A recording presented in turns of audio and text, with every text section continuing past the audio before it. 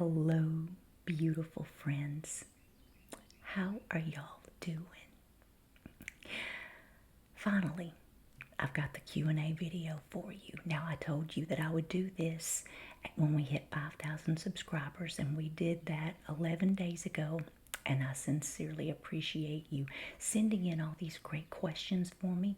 I apologize that I can't do it live, but our internet access out here is just really bad. It's like 1995 dial-up speeds, and it just wouldn't support a live video. So I'm pre-recording this for you, but I sincerely appreciate all these great questions that you've submitted, and I can't wait to get started for you. So let me show you something first, right quick, before we get started. I'm not going to touch it because I don't want to mess with your ears, but I want you to look at this microphone cover that our precious friend Kim from Angel on My Shoulder sent to me. This is so sweet. She sent me a box, a little care package, and she's just wonderful. Y'all probably all know her, but if you don't, go check out her channel, Angel on My Shoulder ASMR. But I just love that, and so I sincerely appreciate you, Kim, for sending that to me. Okay.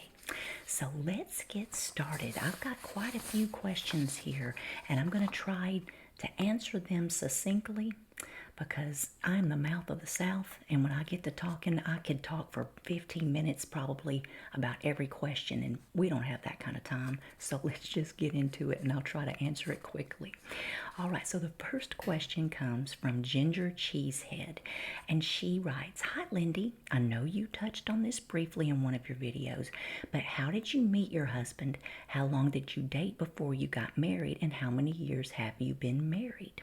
So thank you for asking this question. So my husband and I met when we were both 15 years old. We were both swimming at a swimming pool, and he and another buddy were there, and I was there with my girlfriend, and we saw these cute little boys. Well, they were 15-year-olds. They weren't cute little, but they were cute boys, and they were swimming, and I noticed this one kept staring at me, but my friend had her eye on him. And my husband was blonde-headed at the time when he was younger. And so she kept saying, "Ooh, I like that blonde. I like that blonde."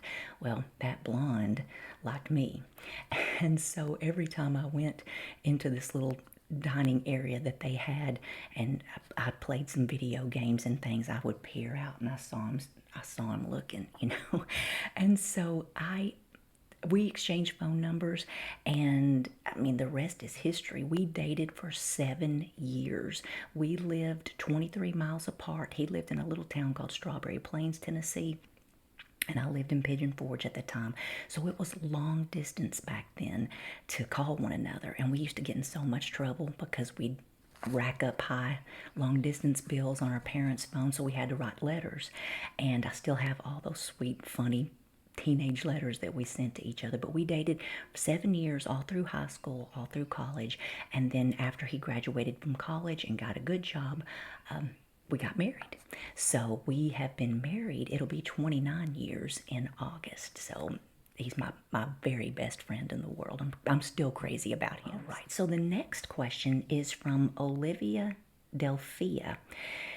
And she says, "What is your secret to having such beautiful skin?" Well, Olivia, first of all, thank you for saying that. I sincerely appreciate that, but it has not always been that way. When I was a teenager, and then when I was about 24, I developed severe acne, and it was hormonal cystic acne. So it was all over my jawline, down my neck, all over my back. It was awful. And back then, we didn't have the internet to research, and I went from doctor to doctor to doctor trying to figure out what was going on. One doctor did tell me it was hormonal, but there weren't any clues as to what I could do about it. And no one ever discussed diet back then, and I was clueless about diet. So what I wound up doing was I took Accutane. Accutane cleared up all the terrible acne, but it did make me extremely depressed, and I didn't know that was causing it at the time. So in one way it was a miracle drug because it worked so beautifully, but then on the other hand it's scary. It's a scary drug too, so I don't think I'd recommend anyone take that. But I changed my diet severely in 2015 and started learning about how food really affects your skin, and so I changed my diet completely, and that was the start of it. And then second, every year, once a year in January, I go to a plastic surgeon here in Charlotte, and I have a procedure called IPL. It's intense pulsated light treatment. So it hurts. But what they do is they put this little light all over your face, and it zaps any hyperpigmentation, any telangiectasia.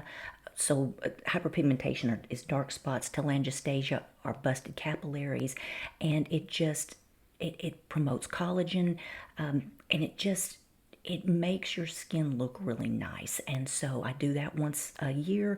And then also I drink lots of water, eat lots and lots of fresh fruit, mostly fruit, vegetables, some, lots of leafy greens, a lot of liver. I love liver, and liver is full of vitamin A, so I eat a lot of that.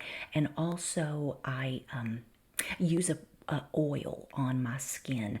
I make an oil product that I use to wash my skin every night before I go to bed. So that's what I do. So thank you for asking that. Now let's see. Jill Hodges 5812 says, congratulations. I look forward to your video so much. Thank you, Jill. What are your favorite makeup and skincare products, and would you be willing to do a get ready with me? Well, I think I'm going to disappoint you. I could do that. If y'all would like that, I could definitely do that. Get ready with me. But I'm not a big makeup person in that I have a lot of makeup or a lot of skincare products. And you wouldn't think that'd be the case because I'm an esthetician. But I've found over the years that less is a lot more. So my favorite makeup. So I love Giorgio Armani foundation, and I also love Saint makeup. That's Seint. It's the French spelling of saint. It is 3D makeup. You have to purchase it through someone.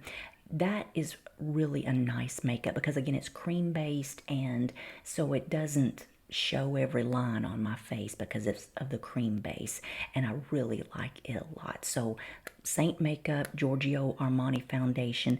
And then as far as skincare products,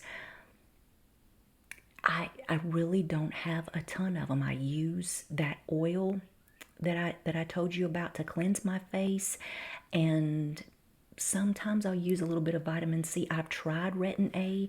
I'll try again. My skin doesn't tolerate that very well, but I know a lot of people who have had success with that. So Retin A is something I would like to try, but I'm not applying it yet with success. So thank you for asking that question.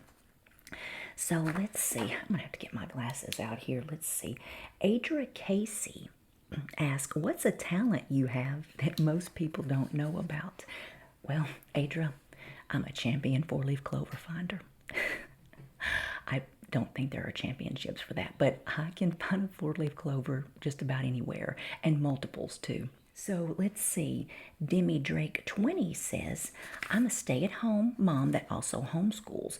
What is some advice you would give to your younger self about homeschooling, or advice to give us new moms?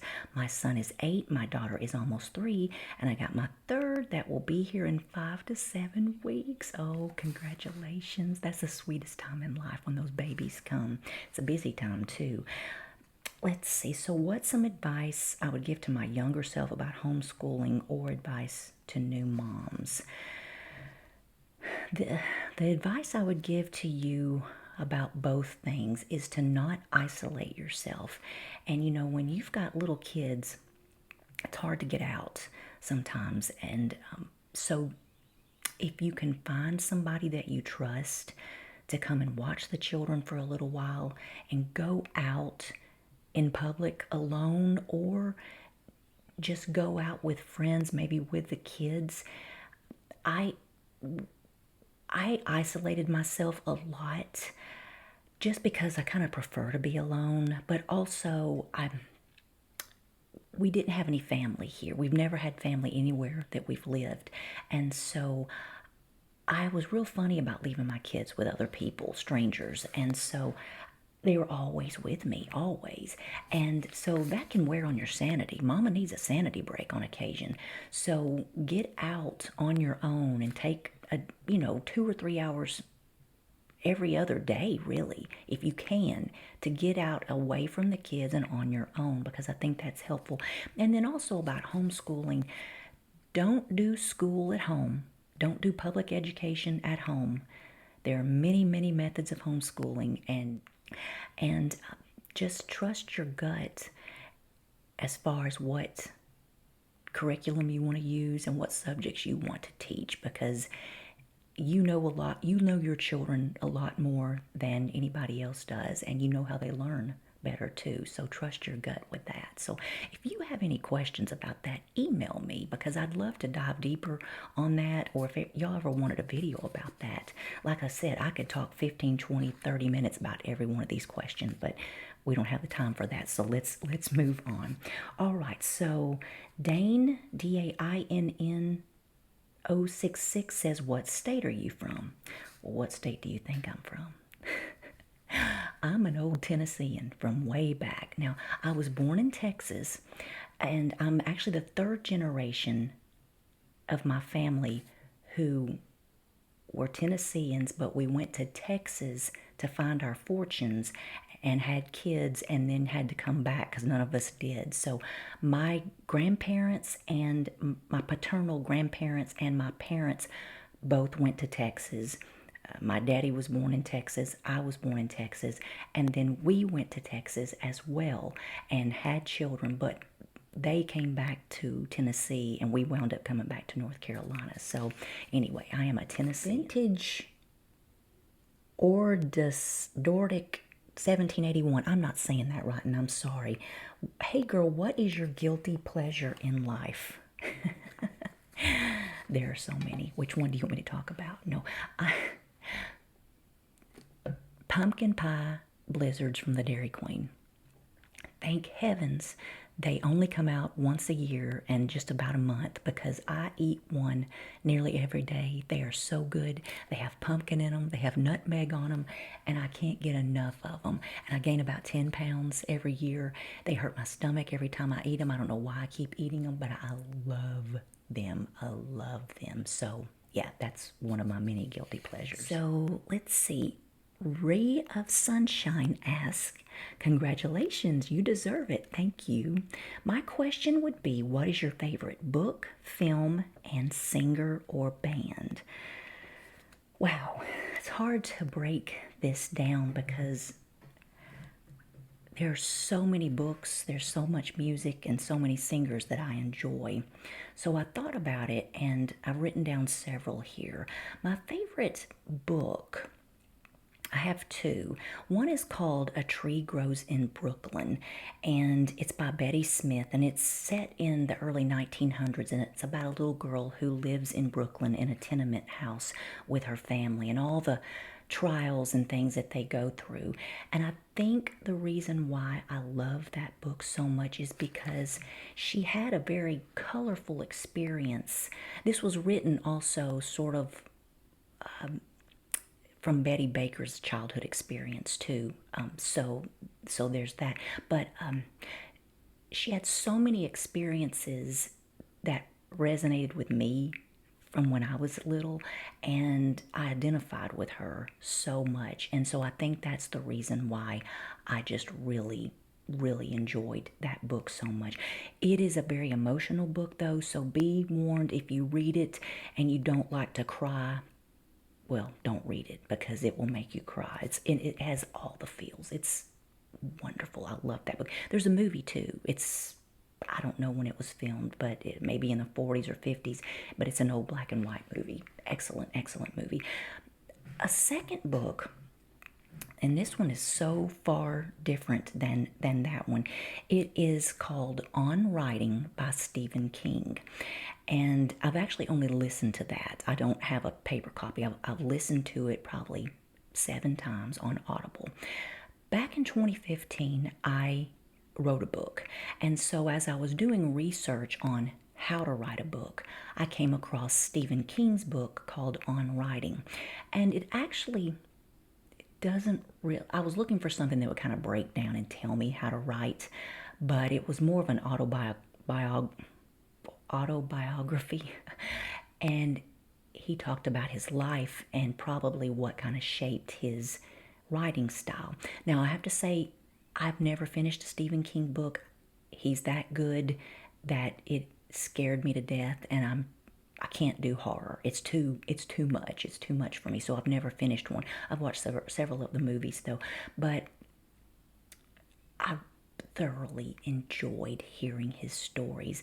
And again, so many of his childhood stories sounded like a lot of crazy things that happened when I was a kid. And I think that's why I like listening to it so much. And so it's that his story, his book, and then A Tree Grows in Brooklyn are about resiliency too. And not that it really talks about that, but you see what they went through and what they endured, and they came out on the other side fine. And I resonate with that a lot. So I identify with that, and I think that's the reason why those are two of my favorite books. Now, as far as movies, okay, Pollyanna, the Disney version from the 60s. Love, love, love that movie. I watch it every year. It is wonderful. One of my favorite movies. All of my kids have seen it. My daughter and I probably watch it together every year. We love that movie. The second one is The Miracle Worker, with the one with Patty Duke. And it's about Helen Keller. And I watched that one as a kid too. But some of you who are my age and who have seen that movie might know about it. And my brother and I used to be so crazy. We would act out that movie. And there's a scene in which Annie Sullivan has to slap Helen into shape because she's acting like a nut, and acting crazy. So she had to smack her. And so my brother and I would tell my brother, he's 23 years younger than me, 23 months younger than me, sorry. I would say, Cam, let's play let's play Helen Keller. And I'd say, you be Helen. And so he would start acting like Helen. And I'd smack. I know it's awful.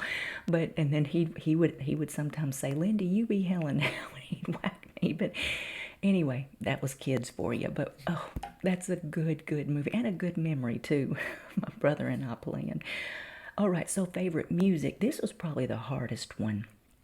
There are so many bands that I love. I wrote a bunch of them down here. 38 Special. I love 38 Special. I love Heart.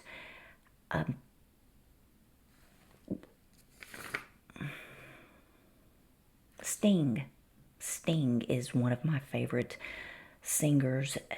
And I also, this isn't a singer, it's a composer, but Debussy. I love his works, and if anytime I need to really concentrate on something, if I'm working on a painting, I will play Claire de Lune. And to hear Claire de Lune played, I've talked about before, the beauty in music is the silence between the notes. That is so true. So listen to a piano version of Claire de Lune, and you'll see what I mean. It is just mesmerizing to hear that, and it just gets my mind in a flow state, and I love that piece of music. So those are some of my favorites. Thank you for asking that question. Okay, so next up, this is from C. Winter 8654. Absolutely love your videos. Thank you for that. How did you meet your husband? And would also love a house and farm tour sometime, and more cooking videos too. Loved your jam one. Thank you for that. And let's see. So I did talk about that, about how my husband Chris and I met. And I've done a house tour for the farmhouse. I don't know if I'll do a house tour here. I need to ask my family about that and get their input. But thank you for asking that. And then I could show you around the land, though. That's a lot of fun. We have a pretty piece of land I could show you. And more cooking videos, absolutely. I would love to do more cooking videos for you because that's a lot of fun to me. So thank you for asking that.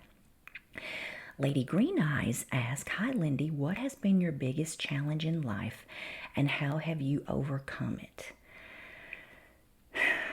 Kathy, if you had asked me this 2 weeks ago, I would have a very different answer for you.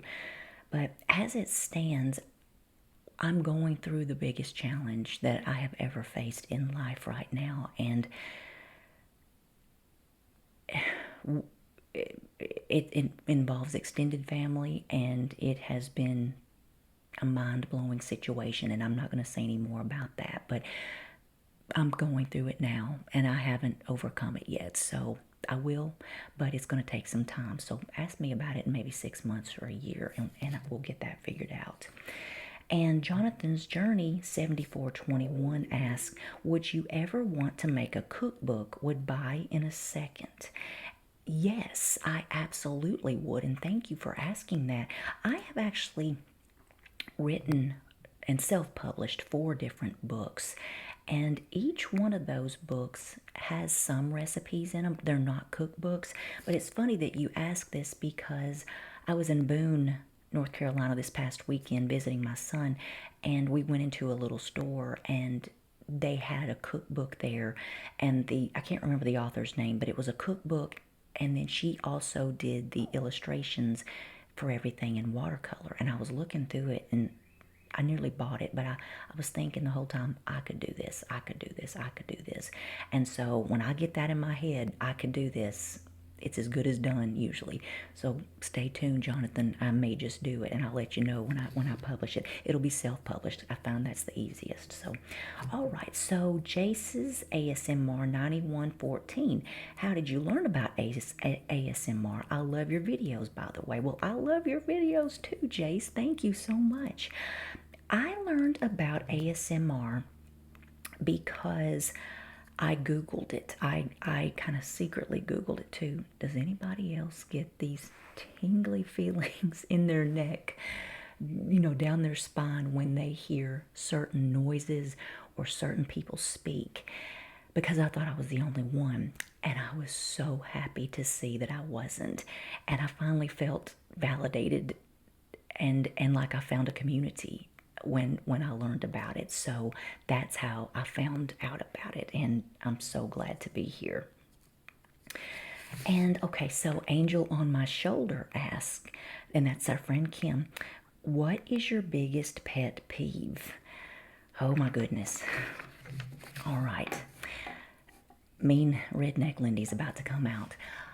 I don't like when people are mean, when adults are mean to kids who are service workers, and or mean to kids, period. But 2 of my children worked in the service industry, and they worked at a coffee shop, and this didn't happen often, but it happened often enough that it tears me up, and I want to become an undercover barista so that I could go punch people in the nose who are mean to these kids.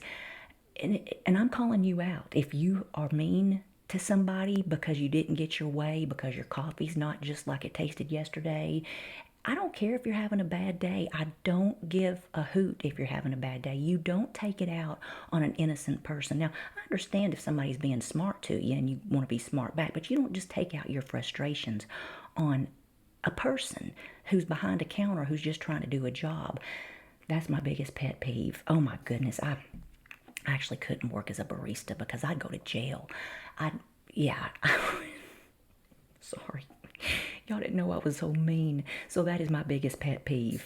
And if I ever catch you doing it, I'm going to whoop you. I'm going to whoop your butt. Come on, Cletus. Come on. All right.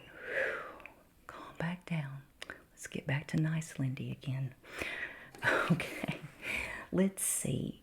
The Night Owl 19 83.8 says, congratulations. When was the first time you remember experiencing ASMR and what occurred? I love that you asked this question. So the first time I remember experiencing it was, I guess I was about 5 years old, and we had a librarian in elementary school, and she was also the public librarian as well in the community, and her name was Miss Corbin. And she was beautiful. She had short black hair, and she was always dressed to the nines. And she had the most beautiful red lipstick and red fingernails, and always looked so put together and so chic. And she always had beautiful earrings. I mean, she was just a fashion plate. And she would read to us. And so we'd all sit around her, and she wore the best perfume. I have no idea what perfume she wore, but I always wanted to sit in her lap and hug her. And I loved when she hugged us because we'd go away from Miss Corbin smelling like her.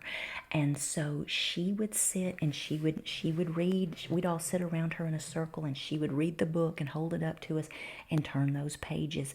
And sometimes she would lick her finger and turn the page, and that crinkly book page is what did it for me. It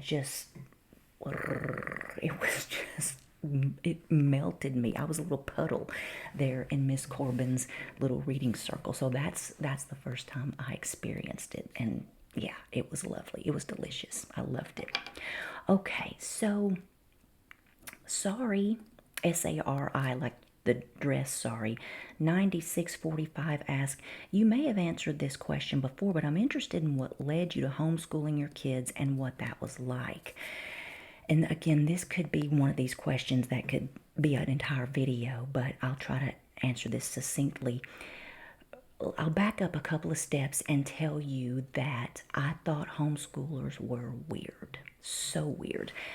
I had some cousins who were homeschooled, and I didn't think they were weird, but I would go to events with them sometimes, and I thought other people were just, ooh, yuck, what's wrong with y'all? Y'all are weird, because I was public schooled. And so there's that. But my experience in school, along with my husband's, was not that good. And I was labeled because I wasn't diagnosed as learning disabled. I was just labeled as, slow learner in math. And so I was put into a class, just a lower level math class. And it affected me greatly. And I'm not I'm not dumb. I just learn differently. But nobody talked about that back then. They didn't have it in my school anyway. And so it affected me a great deal. And I didn't play well with others. I had friends, but I like to be alone. And so that kind of makes you sort of an outcast when you do that. So it was not a good experience, all except Miss Corbin. And I did have good experiences, don't get me wrong, and Miss Corbin led me to you, so maybe it's not so bad after all. But all that to say, neither of us had wonderful experiences with public education, but my husband worked with a man at General Motors who had 5 sons, and 2 of the oldest sons had internships in the White House. And then we met his 3 younger sons, and they were so impressive. They were smart. They shook your hand. They said yes ma'am, no sir. They could carry on an intelligent conversation with you at young ages instead of just kind of shying away from adults. And we were really impressed with that.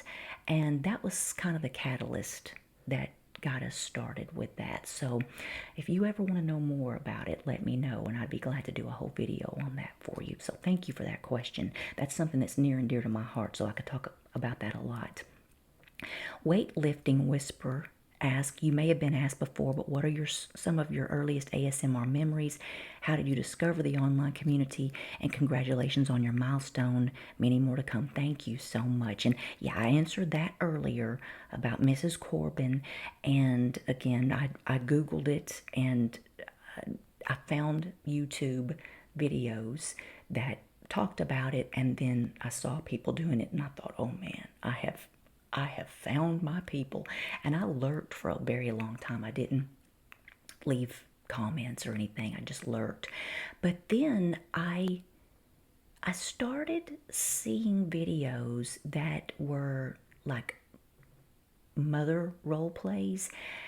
And what led me to start my own channel is I would see comments that people would leave on other people's channels saying stuff like, I never had a good relationship with my mother. Thank you for doing this. Or my mother passed away and it makes me feel like I'm closer to her.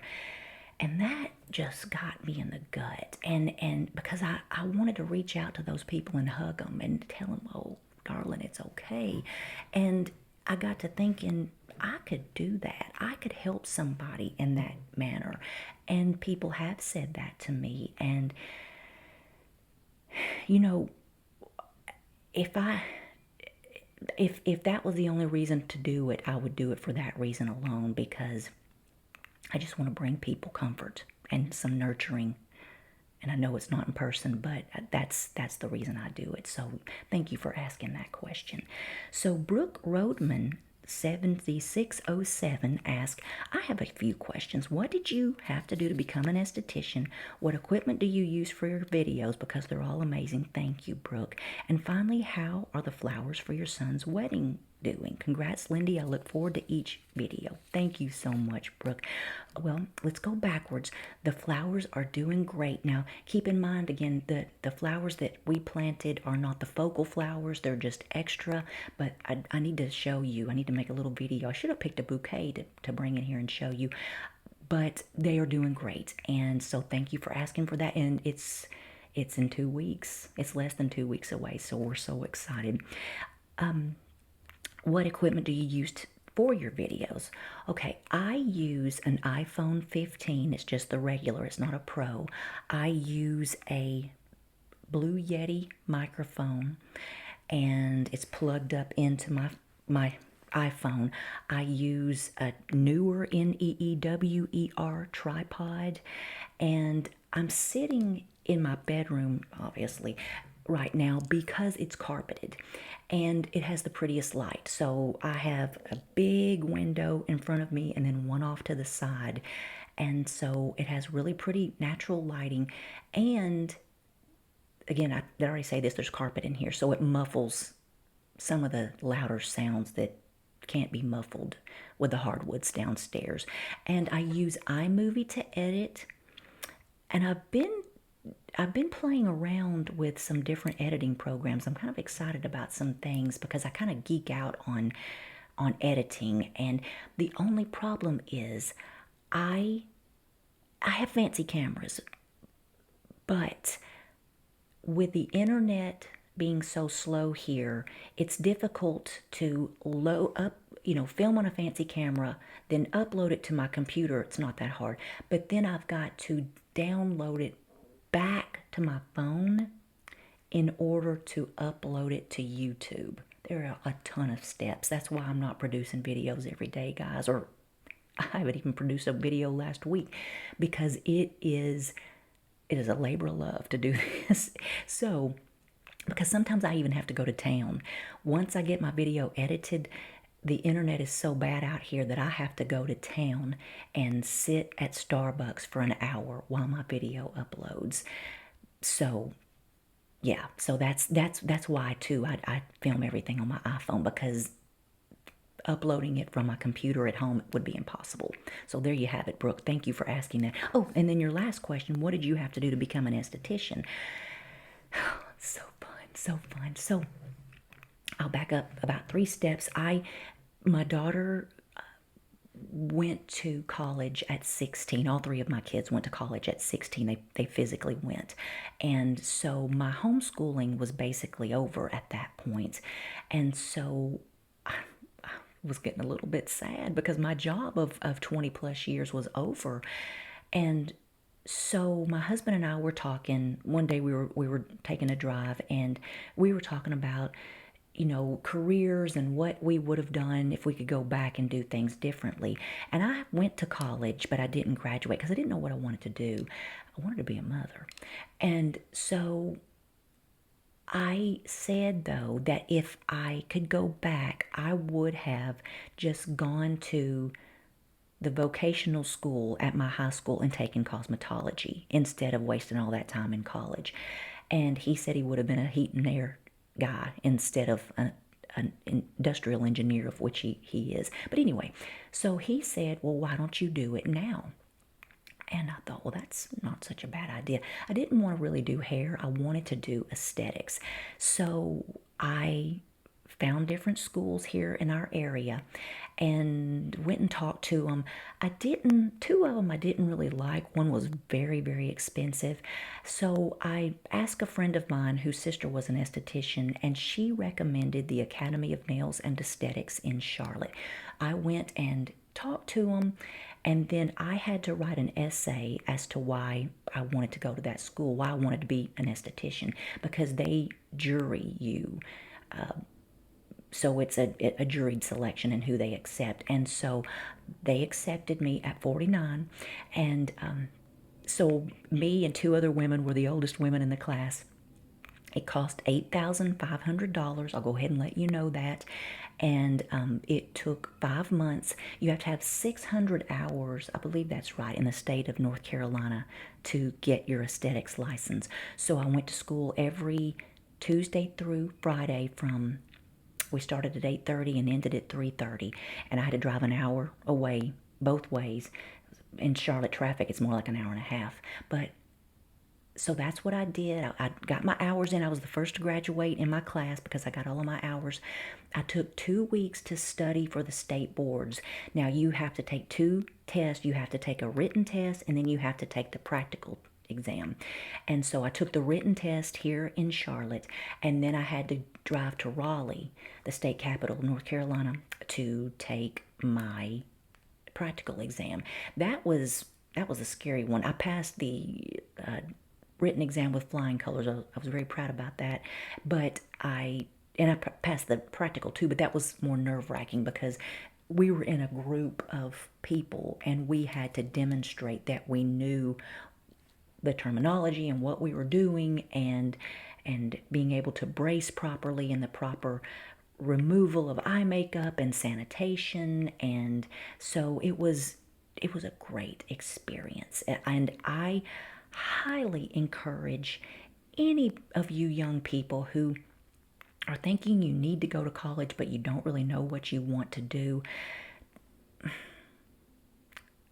I would highly encourage you to not. I would encourage you to go get a trade unless you specifically know that the degree that you're going to get, if you're going to be an engineer, if you're going to be a biologist, if you're going to be a lawyer, if you're going to be a doctor, or something that really does require a degree, I think I would do a trade instead because let me tell you, and of course I never finished my college degree, but I have made more money with a trade and having my own business than I ever did with any other jobs.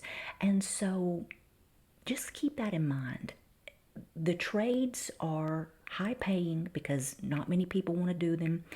And I don't know if y'all are familiar with Micro from Dirty Jobs, if y'all ever watched that show, but he has a company called Micro Works in which he heavily emphasizes the trades because I'm telling you, if you become a plumber, if you become a heat and air person, you can make the big bucks. And so pretty soon we're going to be, instead of looking at doctors and lawyers as the highest paid people, if you have your own business and you're a tradesman, shoot, you're going to be making the big bucks. So anyway, you did not ask me about my requirements or my thoughts about college, but okay, so anyway, moving on. Thank you for the question, Brooke.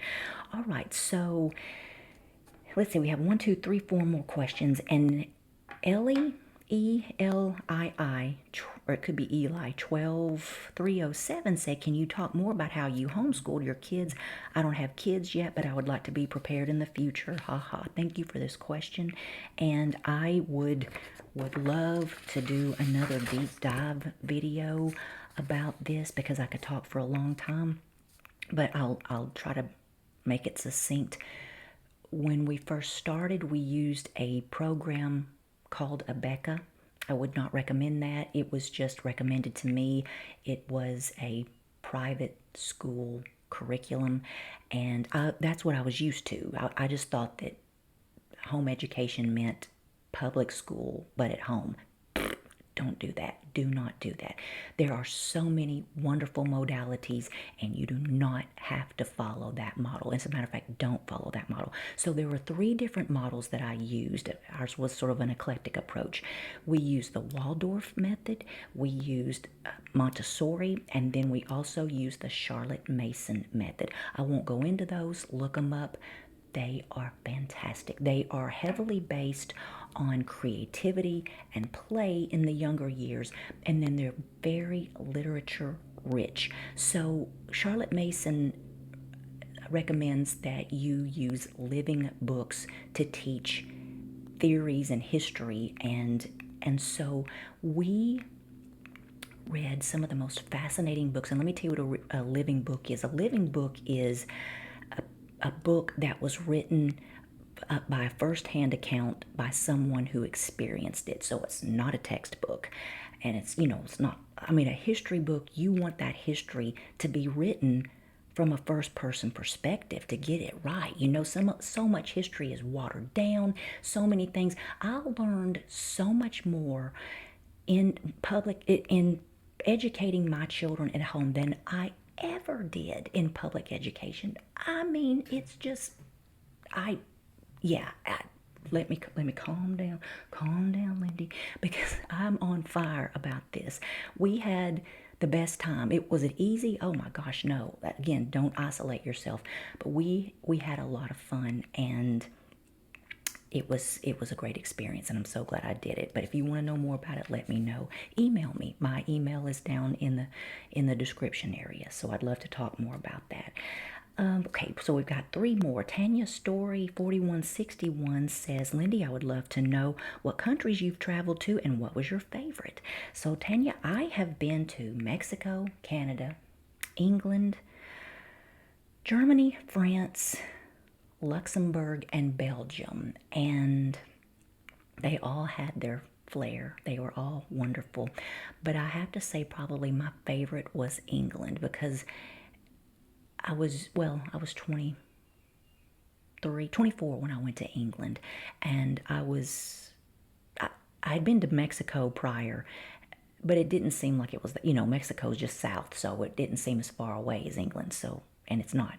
But so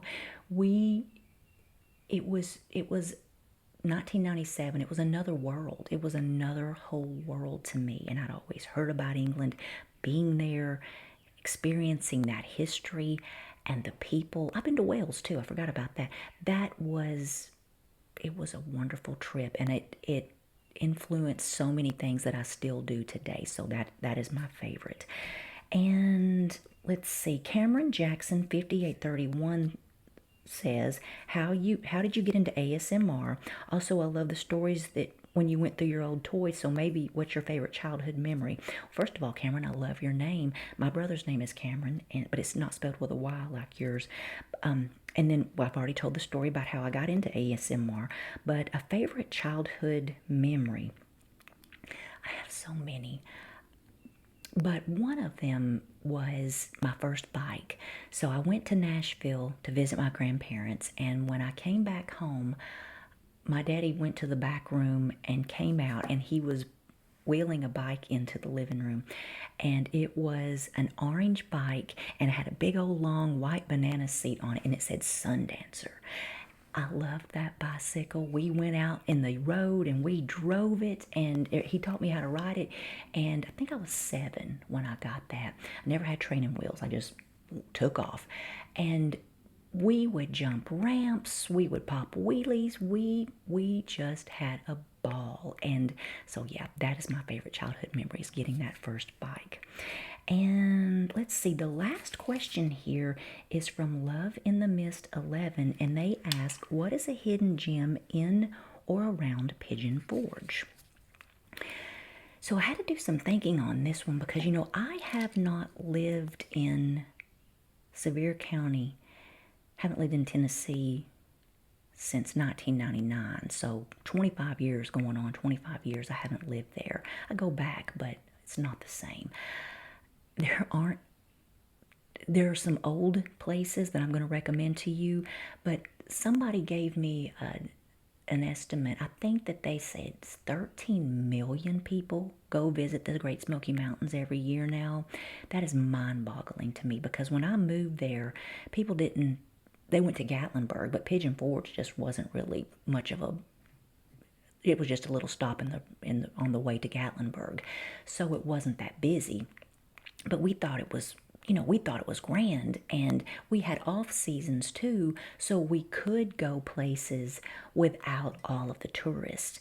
And so one of the places that I would recommend is a restaurant. It's called the Greenbrier, and it's in Gatlinburg, and it's an old restaurant. It's been there for a long time, but they've restored it, and it has a ghost, and it's fine dining. You'll have to get a reservation, but it's excellent food, excellent service, excellent cocktails, and so that's a hidden gem. And the second one, and I don't even know if it's hidden anymore, but it's the Walker Sisters Cabin, and that place wasn't fairly close to me, but it was.